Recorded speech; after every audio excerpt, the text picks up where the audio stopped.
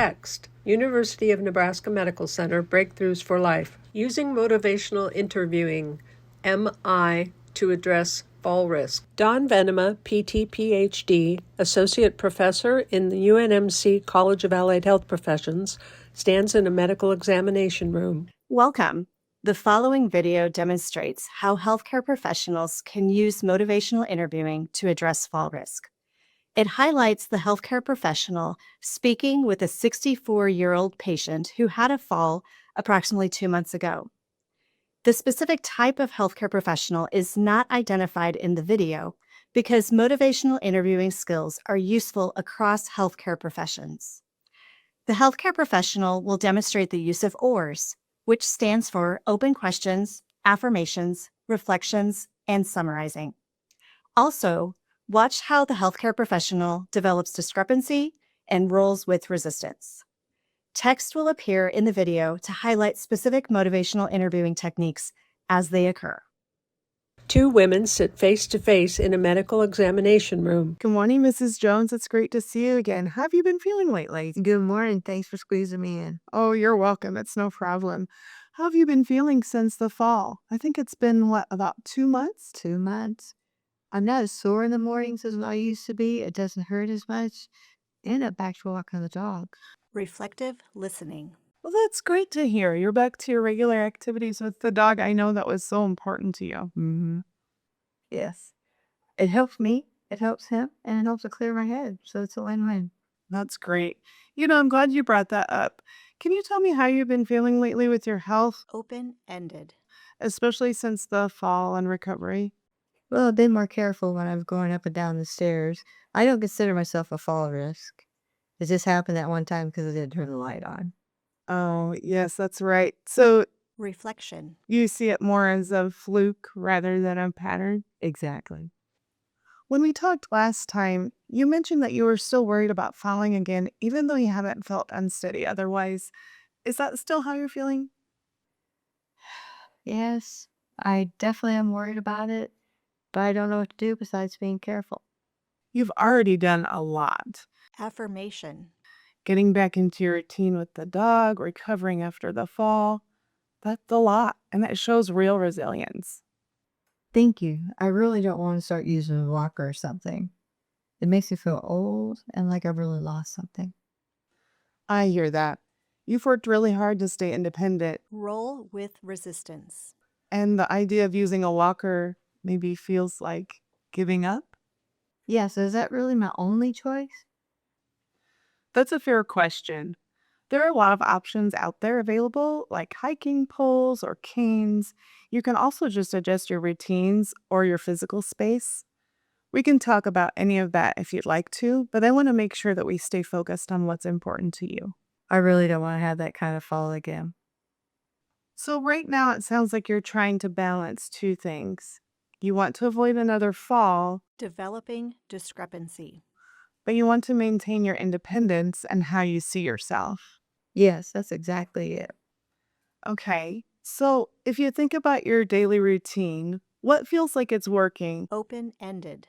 and what still feels a little bit risky? Every time I go out there, I kind of relive it. I was out there feeding the dog, and I just make sure I turn the lights on now, no matter how rushed I think I am. That's good. Even routine things like that can become a little bit risky if something small changes, like lighting. Reflection. Yeah, I didn't know how much I use my vision for balance, but I don't have anybody to pick me up if I fall. My husband's back is shot. If I go down, he can't help me. Yeah. That sounds heavy. Use empathy. You're trying to stay independent for the both of you, and that's a lot to manage. Yes, he's already out of work. I don't want to be the next one down. That's a really powerful motivator. Affirmation. You're doing what you can to stay strong for both of you. I'm trying. We still like to take walks together, even though it's slower. We take the dogs for a walk.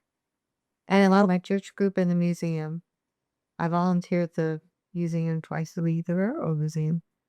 So your connections to your husband, Reflection. to your community and volunteering, they're all really important to you. And staying mobile Affirmation. helps you to stay connected to all of them. Yes, I don't want to miss out on any of that. Okay, so on a scale from 0 to 10, Scaling question. how important is it to you to stay active and avoid another fall? Oh, 9. That's great. It's clearly really important to you. Explore motivation. Why would you say it's a 9 and not, say, a 5? Because I've seen what happens when you lose mobility. I don't want to be a burden. Open-ended. What are some ideas that you've thought about to make that happen, aside from just being careful? Well, I thought maybe we could add some lighting to the garage. Or maybe it's time to move out of a 2-story house that was been there a long time, 30 years. That's a big shift to even consider. Gently explore. Have you and her husband talked about downsizing since the kids have moved away? He's not crazy about it, and I'm not crazy about it. We've been there a long time. We have everything set up just the way we like it. That wouldn't be easy to leave behind a house full of memories. But at the same time, I hear that you're thinking about Roll with resistance. what might make life safer and simpler. Exactly. It's hard. So here's what I'm hearing that you're saying.